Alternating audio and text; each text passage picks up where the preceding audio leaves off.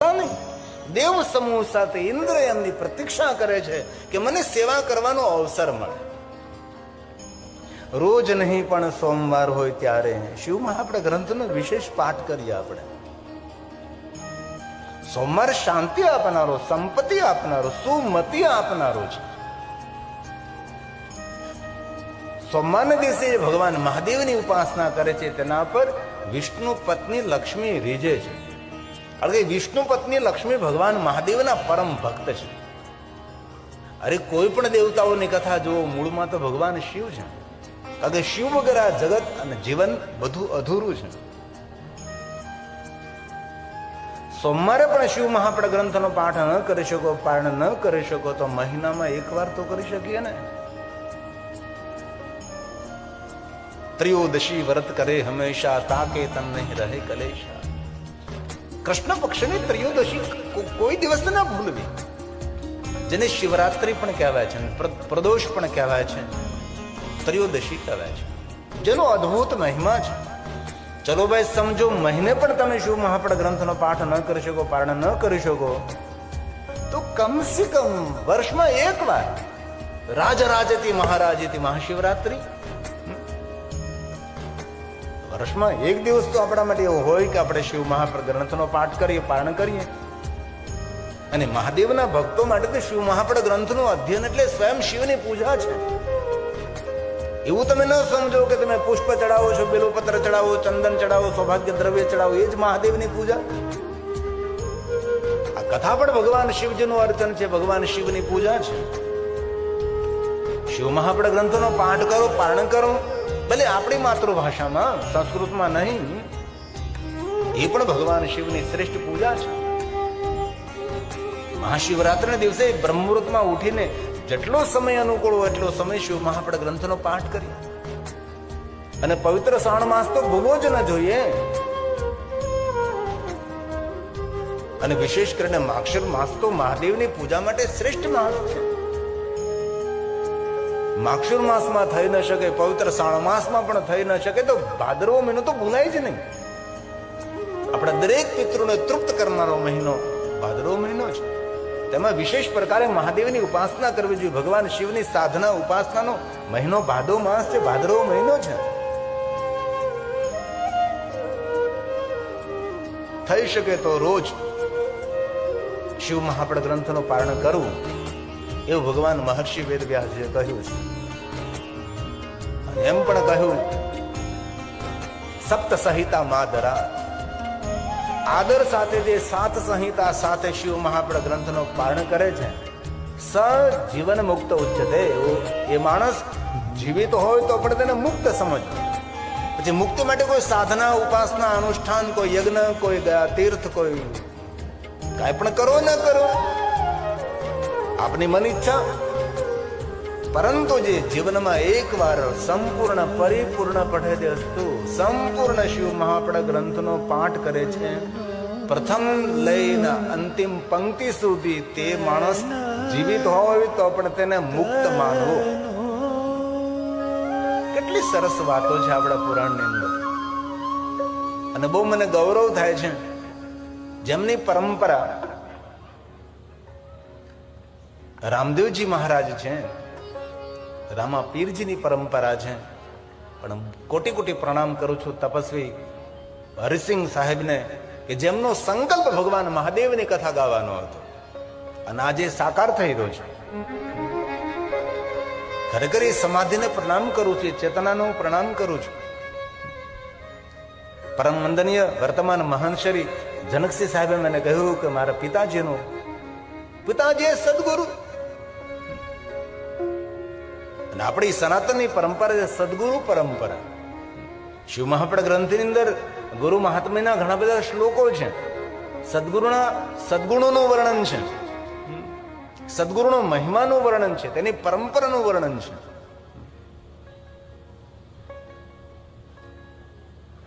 તેથી સદગુરુ સાહેબને હું હૃદયથી પ્રણામ કરું છું કે જેમનો સંકલ્પ ભગવાન મહાદેવની કથા કહેવાનો હતો. તો ક્યારેક અવસર મળે ને આપનું મન કહે તો સંપૂર્ણ શિવ મહાપડ ગ્રંથો પારણ કરવું. 7 સંહિતાઓ સાથે. કોઈ કહે કે કોઈ પુરાણ પૂર્ણ ન કરાય, એવું કોને કહ્યું ભાઈ? પૂર્ણ ન કરવું. જે દિવસે શિવ મહાપળ ગ્રંથ પૂર્ણ થઈ રહ્યો તે દિવસે જ પ્રારંભ કરી નાખો તો પૂર્ણ થયું ન કહેવાય. એમ લાગે છે આજ શિવ મહાપળ ગ્રંથનો અંતિમ શ્લોક છે તો એવું જ કરો, અંતિમ શ્લોકનું ગાયન કરીને પહેલા શ્લોકથી પાછી શરૂઆત કરી દો તો પૂર્ણ થયું ના કહેવાય, એ પ્રારંભ થઈ ચૂક્યો છે. તેથી શિવ મહાપળ ગ્રંથમાં કહ્યું સપ્ત સંહિતામાં જરા. આ ભગવાન મહર્ષિ વેદવ્યાસજીના વચનો છે બધા. આ ગ્રંથનો મહિમા કેટલો છે, પણ બહુ સમય બાદ શિવ મહાપળ ગ્રંથને એટલી લોકપ્રિયતા મળે છે. અત્યારે જે શિવ મહાપળ કથાનું ગાયન થઈ રહ્યું, હર કોઈ વ્યક્તિ શિવ કથા ગાય છે. ભગવતાચાર્યો પણ ભગવાન મહાદેવની કથાનું ગાયન કરવા લાગ્યા છે. કેટલી સારી વાત છે. ઘર ઘર સુધી ભગવાન મહાદેવનો સંદેશ પહોંચવા લાગ્યો છે. તેથી જે મનુષ્ય જીવનમાં એકવાર શિવ મહાપળ ગ્રંથનું પારણ કરે છે એના માટે ભગવાન મહર્ષિ વેદવ્યાસજીએ વચન આપ્યું છે, એત શિવ પુરાણમ સપ્ત સંહિતા. આદર સાથે કરવા ખાતર કરી નાખો એમ નહીં. સુંદર શબ્દ આવ્યો છે, આદર સાથે પાઠ કરવો. અને માસ પુસ્તક પ્રેમી હોવો જોઈએ. જીવન જીવવાની દિશા અને દશા એ સારા પુસ્તકો આપને સમજાવી શકે છે. અથવા કોઈ સદગુરુનો સંગ, અથવા સત્સંગ, અથવા સારા માણસોનો સંગ, અથવા સજ્જન માણસોનો સંગ એ જીવનને શ્રેષ્ઠ બનાવી શકે છે. સત્સંગ વગરનું જીવન તો જંગલમાં ભટકવા જેવું છે. તેથી શિવ મહાપળ ગ્રંથમાં કહ્યું એક વાર પણ શિવ મહાપળ ગ્રંથનો પાઠ કરીએ, પારણ કરીએ. ભગવાન વ્યાસના વચનો છે, પરિપૂર્ણ પઠેયસ્તુ સજીવન મુક્ત ઉચ્યતે. સજીવન મુક્ત. એ મનુષ્ય જીવિત હોય તો પણ તેને મુક્ત સમજ. શિવ મહાપણમ તિલકમ ખલુ સતપુરાણમ. વેદ સંમત ગ્રંથ છે. આ પુરાણમાં કોઈ વિરોધાત્મક વાત નથી. જે કઈ કથાઓ કહે છે વેદ સંમત કથાઓ કહે છે. આપણી જે પરંપરા છે તેના નિર્વાહ માટેની કથાઓ કહે છે. તિલક સમાન છે. અને આપણે સૌ જાણીએ છીએ કે આપણી સનાતની પરંપરામાં તિલકનો બહુ જ મહિમા છે. જે સંપ્રદાયમાં આપણે હોઈએ, જે પરંપરામાં આપણે હોઈએ, એ પરંપરામાં જે કાંઈ સિમ્બોલ નિર્ણય લેવાનો હોય આપણા કપાળામાં હોવો જોઈએ. એ આપણી ઓળખાણ છે. શક્તિ ઉપાસના હોય તો એ પ્રમાણે, વિષ્ણુ ઉપાસના હોય તો તે પ્રમાણે, અને શિવ ઉપાસના હોય તો ભસ્મનું ત્રિપુંડ તો છે જ. તિલકનો મહિમા છે. ગમે તેટલા મૂલ્યવાન વસ્ત્રો ધારણ કર્યા હોય, અનેક સોના ચાંદી હીરા મોતીના આભૂષણો પહેર્યા હોય, પણ એ શુભ નથી, એ મંગલ નથી. મંગલ તો ભાલમાં તિલક છે. તિલક વગરનો માણસ એ શુભ નથી એવું કહ્યું છે. અમે દક્ષિણ ભારતની એક યાત્રા કરી રહ્યા હતા. એમાં શ્રી શ્રી કુમાર સ્વામી 110 વર્ષની આયુ, પોતાનું કામ પોતે કરે, ગુરુકુળ ચલાવે. 10,000 બાળકો ગુરુકુળમાં ભણે. પણ એ ગુરુકુળનો નિયમ, કોઈ પણ ગુરુકુળની અંદર વિદ્યાર્થી જ્યારે પ્રવેશ કરે છે તેના ભાલમાં ભસ્મનું તિલક હોવું જોઈએ. પછી બહેન હોય કે ભાઈ હોય, દીકરો હોય કે દીકરી હોય, 10,000 બાળકોના ભાલમાં ભસ્મનું ત્રિપુંડ કરવાનો નિર્ણય એ ગુરુકુળે લયો હતો. કારણ કે તિલક એ મનના વિચારોને શાંત કરે છે, મનના વિચારોને સકારાત્મક બનાવે છે. ભાલમાં તિલક એ ભક્તિની ઓળખાણ છે એટલું નહીં, એ મનોવિજ્ઞાન પણ છે. આપણા ઋષિમુનિઓ જ્ઞાની હતા, મનોવિજ્ઞાની હતા. એક એક વસ્તુનું આપણા શાસ્ત્રોમાં મનોવૈજ્ઞાનિક મહત્વ છે. બહેનો તો રોજ કપાળમાં તિલક કરતી હોય, ચાંદલો કરતી હોય, પણ આપણા ભાઈઓની વાત છે. ભલે તમે રોજ ન કરો, પણ જ્યાં સુધી 9 દિવસ આ કથાનું શ્રવણ કરીએ ત્યાં સુધી તો ભાલમાં તિલક કરીને આવવું જોઈએ. આપણે દર્શનીય લાગીએ છીએ. અને ભાલમાં તિલક હોય, આ બહેનો કેમ રાજી થાય? ભાઈઓને કહું છું ને, એનો અર્થ એવો છે કે આપણે તિલક નથી કરતા. તેથી આજથી એક નવો નિર્ણય પણ લે કે ભાઈ ચલો આપણે ભગવાન સ્વામિનારાયણ ભગવાનને માનીએ છીએ તો એનું જે કઈ તિલક છે એ આપણે ભાલમાં કરીએ. આપણે વૈષ્ણવ છીએ તો એ પ્રમાણે તિલક આપણે ભાલમાં કરીએ. કોળું કપાળ નહીં. તેથી શિવમાં આપણા ગ્રંથિ તિલક સમાન છે. શૈવં પુરાણતિલકં ખલુ સત્પુરાણમ. સત્ય વસ્તુ જેની અંદર ભરપૂર ભરવામાં આવે છે. વેદાંત વેદ વિલસત્પર વસ્તુ ગીતમ. જેની અંદર પુરાણોનું ગીત ગાવામાં આવે, જેની અંદર વેદને ગાવામાં આવ્યા છે. જે કોઈ અધ્યયન કરે, પાઠ કરે છે, શ્રવણ કરે છે, તેનો અદ્ભુત મહિમા છે. ભગવાન શિવ તેને આદર કરે છે, ભગવાન શિવ તેને પ્રેમ કરે છે. જે કોઈ શિવ મહાપણા ગ્રંથનો પાઠ કરે છે, જે કોઈ શિવ મહાપણા ગ્રંથનું અધ્યયન કરે છે, જે કોઈ શિવ મહાપણા ગ્રંથનું શ્રવણ કરે છે, ભગવાન કહે છે યો વે પઠેચ શૃણુયાત પરમાદરે. પરમ આદર સાથે જે કાંઈ કરો આદર સાથે કરો, ભક્તિ સાથે કરો અને શ્રદ્ધા અને વિશ્વાસ સાથે આ બધું કરવું જોઈએ. તો જે કોઈ આદર સાથે, ભક્તિ સાથે શિવ મહાપણા ગ્રંથનો પાઠ કરે છે, પારાયણ કરે છે અથવા શ્રવણ કરે છે, તેના માટે ભગવાન મહર્ષિ વેદવ્યાસજી કહે છે શંભો પ્રિય સહિલવે પરમાગતિમ વે. શંભો પ્રિય સહિલવે પરમાગતિમ. તેની ગતિ ને તેની પરમ ગતિ થશે. અને પરમ ગતિ થયા પછી એમની એ જીવાત્માની કોઈ દિવસ અધોગતિ નહીં થાય.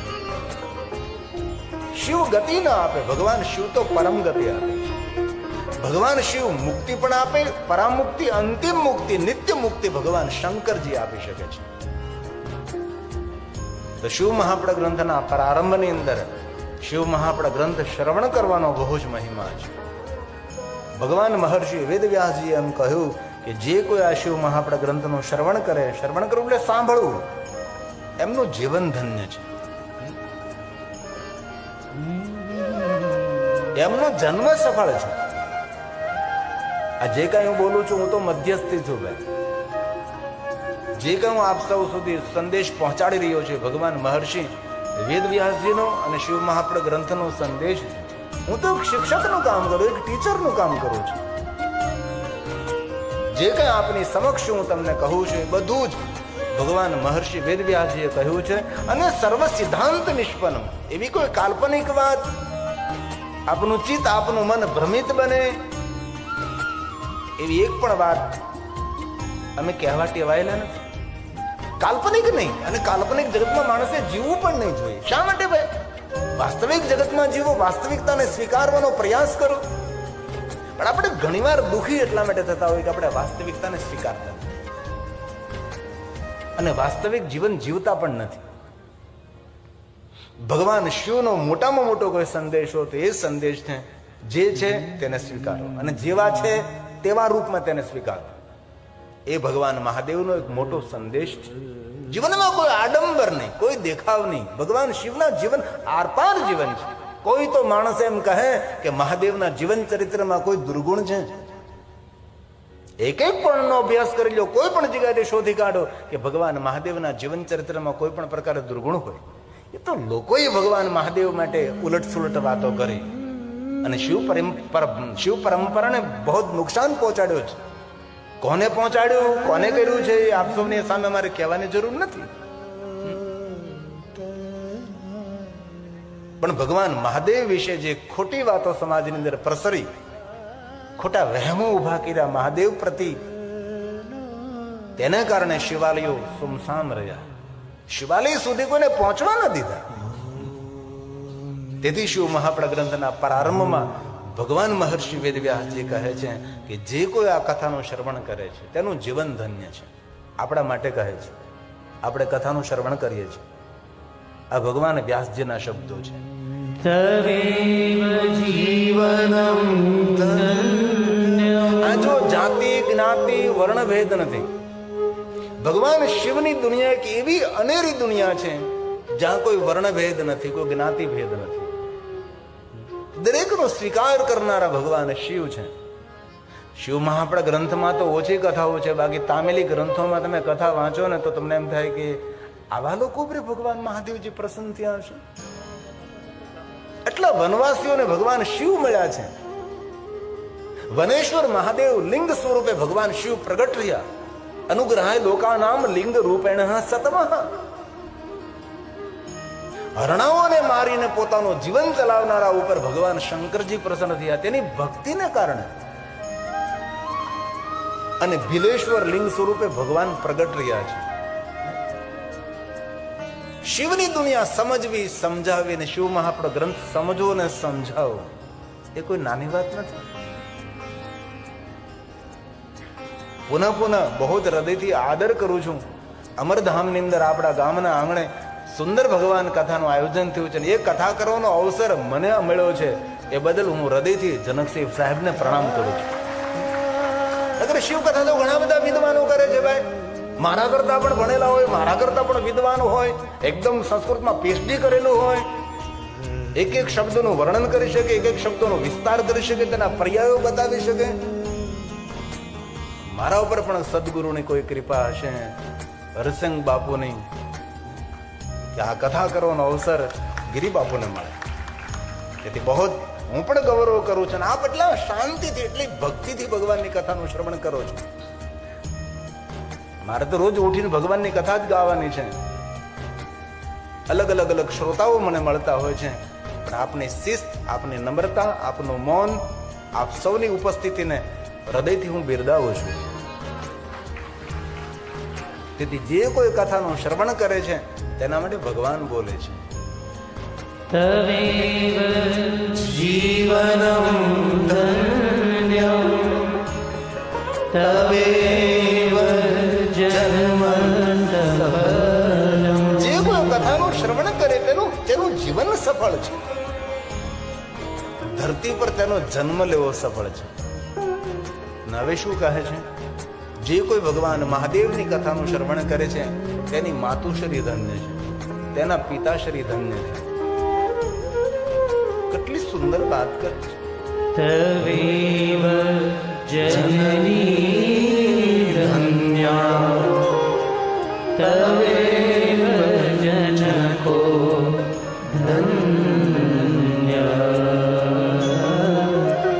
તવેવ જनको ધન્યા. જનની ધન્ય છે, જનકો પિતા ધન્ય છે.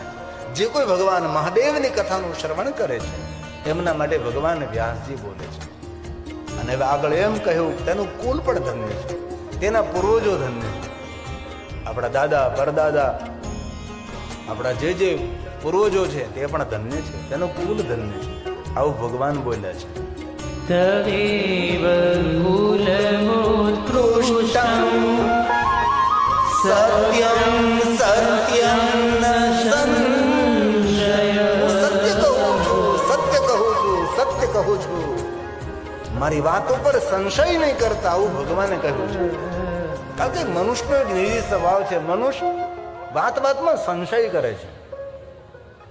સંશયશીલ પ્રાણી કોઈ હોય તો એ મનુષ્ય છે.